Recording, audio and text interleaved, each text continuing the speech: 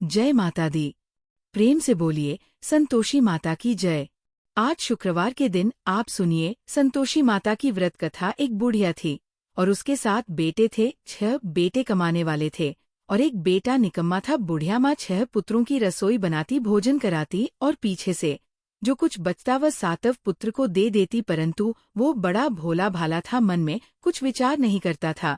एक दिन वो अपनी बहू से बोला, देखो मेरी माता का मुझ पर कितना प्रेम है। वह बोली, क्यों नहीं सबका झूठा बचा हुआ तुमको खिलाती है। वह बोला, ऐसा भी हो सकता है क्या, मैं जब तक आंखों से ना देखूं मान नहीं सकता। बहू ने हंसकर कहा, देख लोगी तब तो मानोगी। कुछ दिन बाद बड़ा त्योहार आया। घर में 7 प्रकार के भोजन और चूरमा के लड्डू बने। वो जांचने को सर के दर्द का बहाना कर पतला कपड़ा सिर पर ओढ़कर रसोई घर में सो गया और कपड़े में से सब देखता रहा। 6 भाई भोजन करने आए। उसने देखा माँ ने उनके लिए सुंदर सुंदर आसन बिछाए, 7 प्रकार की रसोई परोसी। वह आग्रह करके जिमाती रही। वह देखता रहा। 6 भाई भोजन कर उठे, तब माँ ने उनकी झूठी थालियां में से लड्डुओं के टुकड़ों को उठाया और एक लड्डू बनाया। झूठ साफ करके बुढ़िया माँ ने पुकारा, उठ बेटा, 6 भाई भोजन कर गए, अब तू ही बेटा बाकी है, उठ और तू कब खाएगा। वो कहने लगा, माँ मुझे भोजन नहीं करना, मैं परदेश जा रहा हूँ। माता ने कहा, कल जाता तो आज ही जा। वह बोला, हाँ आज ही जा रहा हूँ। ये कहकर वो घर से निकल गया। चलते समय उसे बहू की याद आई। वो गौशाला में कंडे थाप रही थी। वो उसे जाकर बोला कि मेरे पास तो कुछ नहीं है, ये अंगूठी है सो ले लो और अपनी कुछ निशानी मुझे दे दो। वह बोली कि मेरे पास क्या है, ये गोबर भरा हाथ है। ये कहकर उसकी पीठ में गोबर के हाथ की थाप मार दी और वह चल दिया। चलते चलते दूर देश में पहुंचा। वहां पर एक साहूकार की दुकान थी। वहां जाकर बोला, भाई मुझे नौकरी पर रख लो। साहूकार को नौकर की जरूरत थी। साहूकार उससे बोला, तू नौकरी पर रह जा। लड़के ने पूछा, तनख क्या रहेगी। साहूकार ने कहा, काम देखकर दाम मिलेंगे। साहूकार की नौकरी मिल गई। वो सवेरे 6 बजे से रात्रि 12 बजे तक नौकरी करने लगा। कुछ दिनों में दुकान का लेन देन, हिसाब किताब, ग्राहकों को माल बेचना, सारा काम करने लगा। साहूकार की 7-8 नौकर थे। वे सब चक्कर खाने लगे कि ये नया नौकर बहुत होशियार बन गया है। सेठ ने भी काम देखा और 3 महीने के अंदर ही उसे मुनाफे का साझीदार बना लिया। 12 वर्ष में वह नामी सेठ बन गया और मालिक सारा कारोबार उस पर छोड़कर बाहर चला गया। अब बहू पर क्या बीती वह सुनो। सास ससुर उसे दुख देने लगे, सारी गृहस्थी का काम करा के उसे लकड़ी लेने जंगल में भेजते। इस बीच घर की रोटियों के आटे से भी जो भूसी निकलती उसकी रोटी बनाकर रख दी जाती और फूटे नारियल की नरेली में पानी। इस तरह दिन बीतते रहे। एक दिन वह लकड़ी लेने जा रही थी कि रास्ते में बहुत सी स्त्रियां संतोषी माता का व्रत करती दिखाई दी। वहां ये खड़ी होकर कहने लगी, बहनों ये तुम किस देवता का व्रत करती हो और इसके करने से क्या फल होता है, इस व्रत के करने की क्या विधि है। यदि तुम अपने इस व्रत का विधान मुझे समझाकर कहोगी तो मैं तुम्हारा बड़ा एहसान मानूंगी। तब उनमें से एक स्त्री बोली, सुनो ये संतोषी माता का व्रत है। इसके करने से निर्धनता दरिद्रता का नाश होता है, लक्ष्मी आती है, मन की चिंताएं दूर होती हैं, घर में सुख होने से मन को प्रसन्नता और शांति मिलती है, निपुतरी को पुत्र मिलता है, प्रीतम बाहर गया हो तो शीघ्र आता है, कुंवारी कन्या को मनपसंद वर मिलता है, राज दवार में बहुत दिनों से मुकदमा चलता हो तो वह भी खत्म होता है, कलह क्लेश की निवृत्ति हो, सुख शांति हो, घर में धन जमा हो, पैसा जायदाद का लाभ हो और भी मन में जो कुछ कामना हो वो सब इस संतोषी माता की कृपा से पूरी होती है। स्त्री कहने लगी, 1.25 आने का गुड़ चना लेना, इच्छा हो तो 5.25 आने का लेना या 1.25 रुपए का भी सहूलियत के अनुसार ही लेना, बिना परेशानी श्रद्धा और प्रेम से जितना भी बन सके सवाए लेना। 1.25 पैसे से 1.25 आने तथा इससे भी ज्यादा शक्ति और भक्ति के अनुसार ले लेना। हर शुक्रवार को निराहार रहकर कथा कहना और सुनना, इसके बीच क्रम टूटे नहीं, लगातार नियम पालन करते रहना। सुनने वाला कोई ना मिले तो घी का दीपक जलाकर उसके आगे जल के पात्र को रखकर कथा कहना, परंतु नियम ना टूटे जब तक कार्य सिद्ध ना हो। नियम पालन करना और कार्य सिद्ध हो जाने पर व्रत का उद्यापन करना। 3 मास में माता फल पूरा करती है। यदि किसी के खोटे ग्रह हो तो भी माता 1 वर्ष में अवश्य कार्य सिद्ध करती है। कार्य सिद्ध होने पर ही उद्यापन करना चाहिए, बीच में नहीं करना चाहिए। उद्यापन में 2.5 शेर आटे का खाजा तथा इसी अनुसार से खीर तथा चने का साग बनाना। 8 लड़कों को भोजन कराना, जहाँ तक मिले देवर जेठ भाई बंधु कुटुंब के लड़के लेना, ना मिले तो रिश्तेदारों और पड़ोसियों के लड़के बुलाना, उन्हें भोजन कराकर यथाशक्ति दक्षिणा देना और माता का नियम पूरा करना। उस दिन घर में कोई खटाई नहीं बनाना। ये सब सुनकर बुढ़िया की बहू वहां से चल दी। रास्ते में लकड़ी के बोझ को बेच दिया और उन पैसों से गुड़ चना लेकर माता के व्रत की तैयारी करने लगी। आगे चली और सामने मंदिर है, ये सुनकर माता के मंदिर में जाकर माता के चरणों में लौटने लगी। इसके बाद वह माँ से विनती करने लगी कि है माँ, मैं निपट मूर्ख हूँ, व्रत की नियम कुछ नहीं जानती हूँ, मैं बहुत दुखी हूँ। है माता जगजननी, मेरा दुख दूर करो, मैं आपकी शरण में हूँ। माता को दया आई। एक शुक्रवार बीता कि दूसरे शुक्रवार को ही इसके पति का पत्र आया और तीसरे को उसका भेजा हुआ पैसा भी आ पहुंचा। ये देखकर जेठानी मुंह सिकने लगी, इतने दिनों में इतना पैसा आया, इसमें क्या बढ़व है। लड़के ताने देने लगे कि काकी के पास अब पत्र आने लगे, रुपए आने लगा, अब तो काकी की खातिर बढ़ जाएगी, अब तो काकी बुलाने से भी नहीं बोलेगी। बेचारी सरलता से ये कहती है कि भैया पत्र आएगा, रुपए आएंगे तो हम सबके लिए अच्छा है। ऐसा कहकर आंखों में आंसू भरकर संतोषी माता के मंदिर में आकर मातेश्वरी के चरण में गिरकर रोने लगी।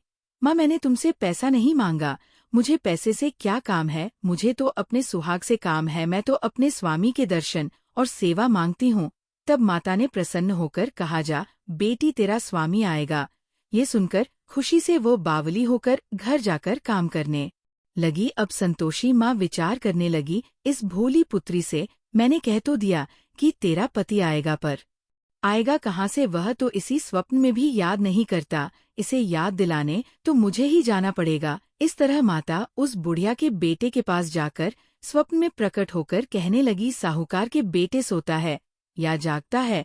वह कहता है, माता सोता भी नहीं हूँ, जागता भी नहीं हूँ, मैं ही हूँ, कहो क्या आज्ञा है। माँ कहने लगी, तेरा घर बार है या नहीं? वह बोला, मेरा सब कुछ है माता, माँ बाप भाई बहन बहू, क्या कमी है? माँ बोली, पुत्र, तेरी घरवाली कष्ट उठा रही है, माँ बाप उसे दुख दे रहे हैं, वह तेरे लिए तरस रही है, तू उसकी सुध ले। वह बोला, हाँ माता, ये तो मुझे मालूम है, पर परंतु जाऊं कैसे? परदेश की बात है, लेन देन का कोई हिसाब नहीं, कोई जाने का रास्ता नजर नहीं आता, कैसे चला जाऊं? माँ कहने लगी, मेरी बात मान, सवेरे नहा धोकर संतोषी माता का नाम लेकर घी का दीपक जलाकर दंडवत कर दुकान पर जा बैठना, देखते देखते तेरा लेन देन चुक जाएगा, जमा माल बिक जाएगा, सांध होते होते धन का ढेर लग जाएगा। अब तो वह सवेरे बहुत ही जल्दी उठकर मित्र बंधुओं से अपने सपने की बात कहता है। वे सब उसकी बात अनसुनी करके खिल्ली उड़ाने लगे, कहीं सपने भी सच्चे होते हैं।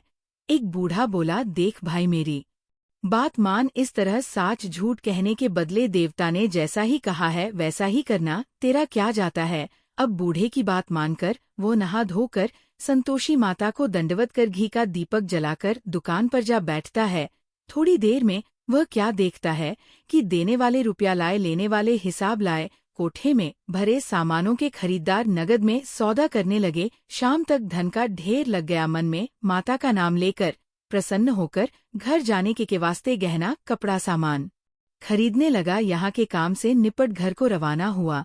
उधर बहू बेचारी जंगल में लकड़ी लेने जाती है। लौटते वक्त माताज के मंदिर पर विश्राम करती है। वह तो उसका रोज रुकने का स्थान ही था। दूर धूल उड़ती देखकर वह माता से पूछती है, हे माता, ये धूल कैसे उड़ रही है? माँ कहती है, हे पुत्री, तेरा पति आ रहा है, अब तू ऐसा कर, लकड़ियों के 3 बोझ बना ले, एक नदी के किनारे रख, दूसरा मेरे मंदिर पर और तीसरा अपने सिर पर रख। तेरे पति को लकड़ी का गट्ठा देकर मोह पैदा होगा, वह यहाँ रुकेगा, नाश्ता पानी बनाकर खाकर माँ से मिलने जाएगा। तू लकड़ी का बोझ उठाकर जाना और बीच चौक में गट्ठा लाकर 3 आवाजें जोर से लगाना, लो सासू जी लकड़ यो का गट्ठा लाई हूँ, भूसी की रोटी दो, नारियल के खोपड़े में पानी दो, आज कौन मेहमान आया है? माँ की ये बात सुनकर वो बहुत अच्छा माताजी कहकर प्रसन्न मन होकर लकड़ियों के 3 गट्ठे ले आई। एक नदी के तट पर एक माता के मंदिर पर रखा। इतने में ही वह मुसाफिर आ पहुंचा। सूखी लकड़ी देखकर उसकी इच्छा ही हुई कि अब यहीं निवास करें और भोजन बनाकर खा पीकर गाँव जाएं। इस प्रकार भोजन बनाकर विश्राम लेकर गाँव को गया। उसी समय बहू सिर पर लकड़ी का गट्ठा लिए आती है, उसे आंगन में डालकर जोर से 3 आवाज देती है, लो सासू जी लकड़ी का गट्ठा लो, भूसी की रोटी दो, नारियल के खोपड़े में पानी दो, आज कौन आया है। ये सुनकर उनकी साथ अपने दिए हुए कष्टों को बुलाने हेतु कहती है, बहू ऐसा क्यों कहती हो, तेरा मालिक ही तो आया है, बैठ मीठा भात खाकर कपड़े कहने पहन। इतने में आवाज सुनकर उसका स्वामी बाहर आता है और अंगूठी देखकर व्याकुल हो जाता है। माँ से पूछता है, माँ ये कौन है। माँ कहती है, बेटा ये तेरी बहू है, आज 12 वर्ष हो गए जब से गया है, तब से सारे गांव में जानवर की तरह भटकती फिरती है, कामकाज घर का कुछ करती नहीं, 4 समय आकर खा जाती है। अब तुझे देखकर भूसी की रोटी और नारियल के खोपड़े में पानी मांगती है। वह लज्जित होकर बोला, ठीक है माँ, मैंने इसे भी देखा और तुम्हें भी, अब मुझे दूसरे घर की चाबी दो तो मैं उसमें रहूंगा। ठीक है बेटा, जैसी तेरी मर्जी। ये कहकर मामा ने चाबी का गुच्छा उसे दे दिया। उसने लेकर दूसरे कमरे को खोलकर सारा सामान जमाया और एक दिन में ही वहां राजा के महल जैसा ठाट बाट बन गया। अब क्या था, वो सुख भोगने लगी।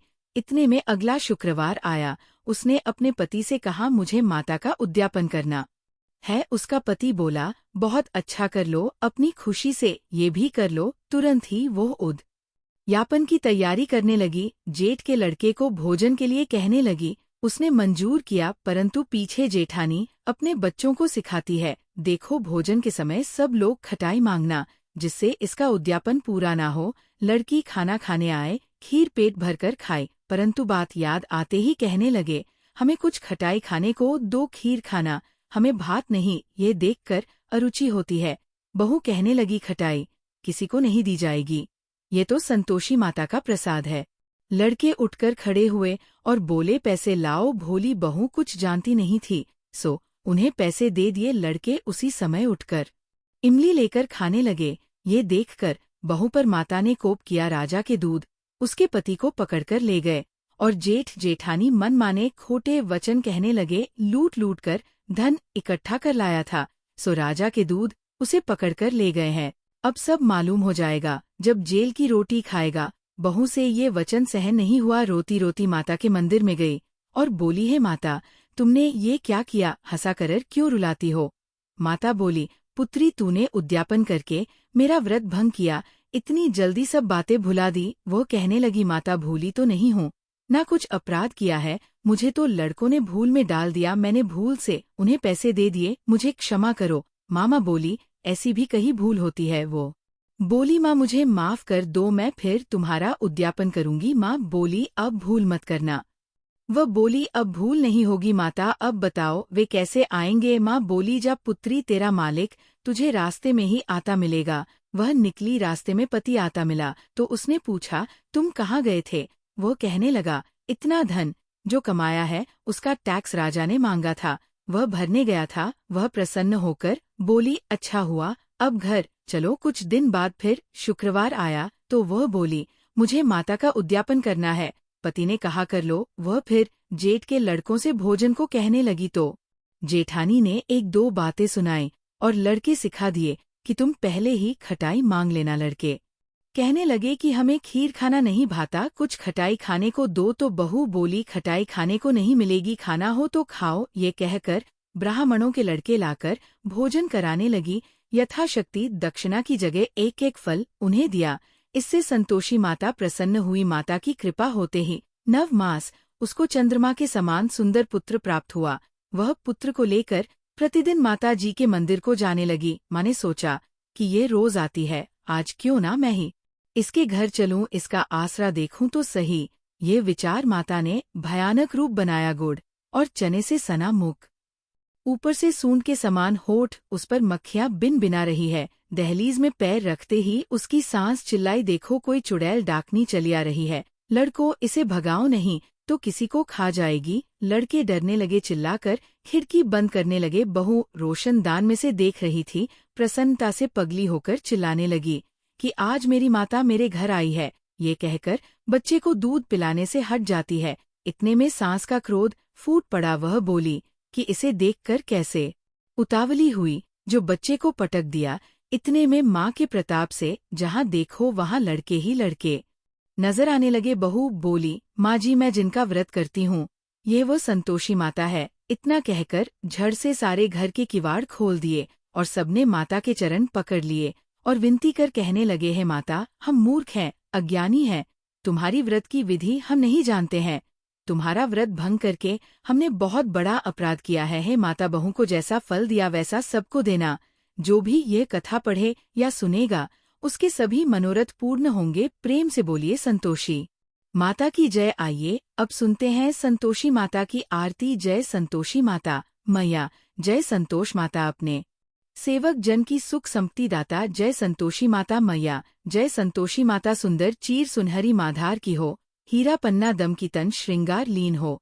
जय संतोषी माता मैया, जय संतोषी माता, गेरू लाल छटा चवी बदन कमल सोहे, मंद हसत करुणामय त्रिभुवन जन मोहे। जय संतोषी माता मैया, जय संतोषी माता, स्वर्ण सिंहासन बैठी, चव धूरे प्यारे धूप दीप मधुमेह व भोग धरे न्यारे। जय संतोषी माता मैया, जय संतोषी माता, गुण अरुचना परम प्रियता में संतोष कियो, संतोषी कहला भक्तन वैभव दियो। जय संतु माता मैया, जय संतोषी माता, शुक्रवार प्रिय मानत आज दिवस सोही, भक्त मंडली छाई कथा सुनत मोही। जय संतोषी माता मैया, जय संतोषी माता, मंदिर जगमग ज्योति मंगल ध्वनि छाई, विनय करे हम बालक चरणन सिर नाई। जय संतोषी माता मैया, जय संतु श्री माता, भक्ति भाव मैं पूजा अंगीकृत कीज, जो मन बसे हमारी इच्छा दीज। जय संतोषी माता मैया, जय संतोषी माता, दुखी दरिद्री रोगी संकट मुक्त किए, बहुधन धान्य भरे घर सुख सौभाग्य दिए। जय संतोषी माता मैया, जय संतोषी माता, ध्यान धर्यो जिस जन ने मन वांछित फल पायो, पूजा कथा श्रवण कर घर आनंद आयो। जय संतोषी माता मैया, जय संतोषी माता, शरण गहे की लज्जा राखियो, जगदम्बे संकट तू ही निवारे दयामयी अम्बे। जय संतोषी माता मैया, जय संतोषी माता, संतोषी माँ की आरती जो कोई नर गावे, रिद्धि सिद्धि सुख संपत्ति जी भरकर पावे। जय संतोषी माता मैया, जय संतोषी माता, जय संतोषी माता, प्रेम से बोलिए संतोषी माता की जय। आपको आज की कथा पसंद आए तो वीडियो को लाइक करके हमारे चैनल धार्मिक व्रत कथा को जरूर सब्सक्राइब करिएगा और कमेंट में संतोषी माता की जय भी जरूर लिखिए। इसी के साथ आप हमारे चैनल पर मार्गशीर्ष मास महात्म की कथाओं को भी नियम से सुनिए और अन्नपूर्णा माता की व्रत कथा भी जरूर सुनिए। जय माता दी।